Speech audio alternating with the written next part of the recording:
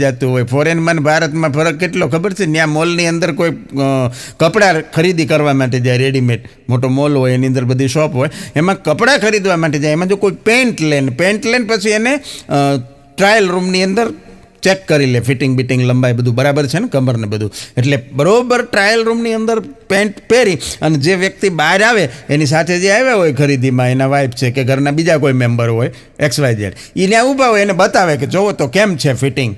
એટલે ઓલા તરત ત્યાં વિદેશમાં એનું રિએક્શન એવું હોય, વાવ, ઓસમ, બ્યુટીફુલ, આવું બધું કે ટીકા નથી. પણ આપણે અહીંયા શોપની અંદર જાઓ અને જો પેન્ટ આવી રીતે પહેરીને બહાર આવો ને પછી આપણે હારે આવ્યા હોય એને બતાવી કે જોવો તો કેમ લાગે. એટલે તરત ઉપરથી નીચે સુધી જોઈને કે આમ તો બરોબર છે, પણ એકવાર ઉભડક બેસી જો, ફાવે છે કે નહીં. ઉભડક બેસી જોવે, ફાવે તો ફિટિંગ ઓકે, નકર ન આવે.